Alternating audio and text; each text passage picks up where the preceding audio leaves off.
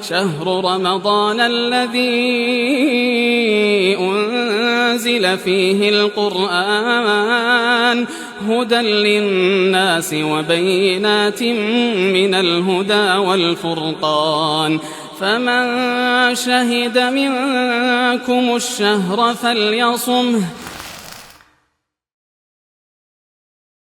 بسم الله الرحمن الرحيم الحمد لله رب العالمين والصلاة والسلام على رسول الله وعلى آله وصحبه ومن والاه أما بعد.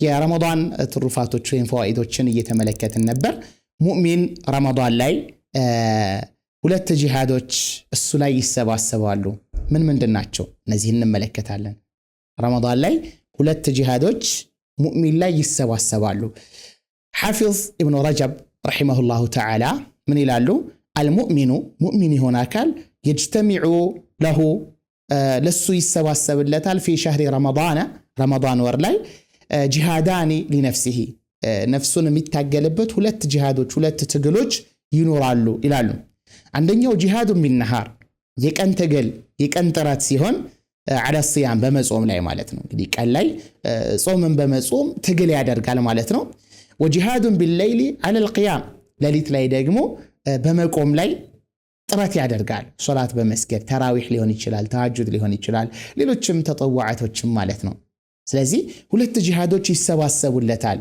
ነፍሱን የሚታገልባቸው ማለት ነው ታዲያ فمن جمع بين هذين الجهادين እነኚህን ሁለት ጂሃዶችን አንድ ላይ ያጨቀ አንድ ላይ የሰበሰበ ሰው ይህ ግለሰብ ወውፊያ بحقوقهما حقاቸውን ደግሞ ባግባቡ ووفى يمولا يهونا كهونا وصبر عليهما تقستم كادرقة يهجل لسب وفي أجره بغير حساب من داو يالانداتش قطر سفر يالا قدب الله سبحانه وتعالى اتفدر بيادر قلة على مالتنا سلازي رمضان لي صوم سن صوم عندنا دسوة شالو طوات جمرو تتاكل لو يتنيالو ينكل فور يبالي مسل مالتنا بانكل فيها سالفوتال كذاس አዳሩን ደግሞ በማይረባ ሙልሂያት ያሳልፉታል ሱብሃንአላህ ቀን ቲላወተል ቁርአን የለም የጾም አፈር እነሱ ላይ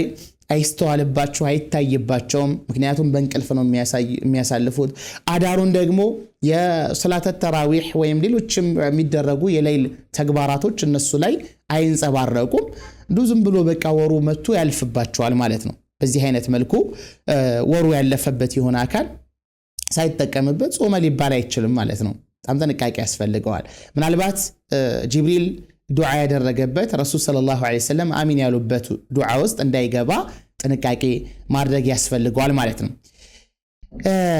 ሶላተ ተራዊህ ከቂያም ወይም ደግሞ ሌሊት ከሚሰገዱ ከቂያም ሌሊት ውስጥ ይቆጠራል ማለት ነው وكذلك صلاه التراويح መስገድ አጅሩ ከፍ ያለ ነው ማለት ነው طيب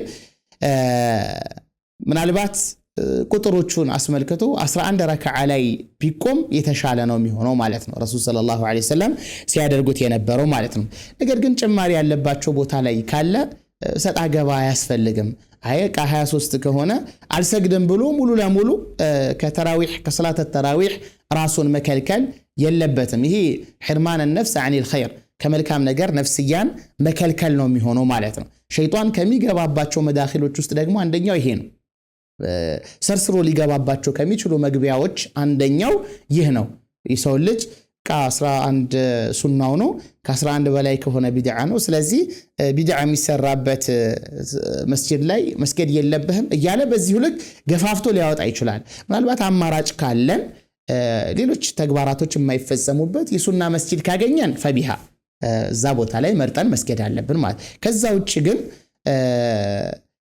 23 የሚሰገድበት ቦታ ካለ አሊያም ከ11 ጨመር የሚያደርጉ ካሉ ምንም ችግር የለውም ማለት ነው ምክንያቱም ረሱል ሰለላሁ ዐለይሂ ወሰለም ሶላቱል ሌሊ መስና ብለዋል የሌሊ ሶላት ሁለት ነው ብለዋል ስለዚህ ሶላተ ተራዊህ ደግሞ የሌሊ ሶላት ውስጥ ስለሚገባ በቁጥር ገደብ ካልተቀመጠ ግዴታ አይሆንም ብለን የምንጋጭበትና በዚህ የተነሳ ሶላተ ተራዊህን ራሳችንን ልንከለክል አይገባንም ይሄ በደንብ አድርገን ልናስተውል ይገባል ማለት ነው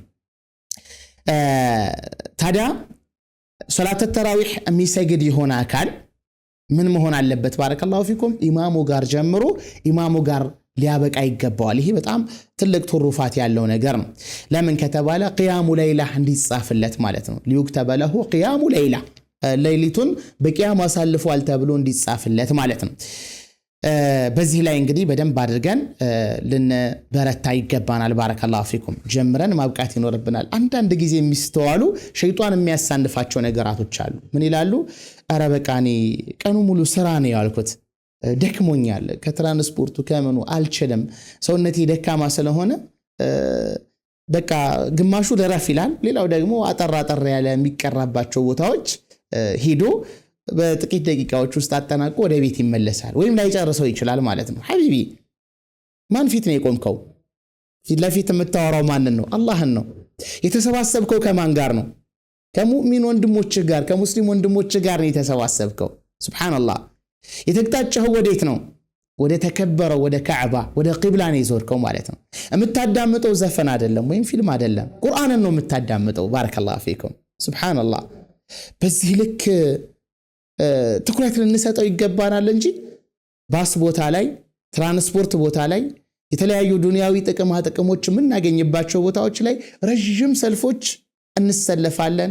ፀሐይና ዝናብ እየተፈራረቀብን ብርዱ ምንም አይመስለንም፣ ብቻ ያችን ለማግኘት እንጓጓለን። ታዲያ ሐቢቢ በአላህ ቤት ውስጥ ከወንድሞች ጋር ተሰልፈህ የአላህን ቃል እያዳመጥክ ቁርአንን እያዳመጥክ አላህ ስብሓንሁ ወተዓላ ትልቅ አጅር ሊሰጥህ ቃል ገብቶልህ ጀነትን ለማግኘት ትንሽ ደቂቃዎችን ሶብር አታደርግም? ሐቢቢ መሳነፍ የለብንም፣ ጥንቃቄ ማድረግ ይኖርብናል። ባረከላሁ ፊኩም። ሌላኛው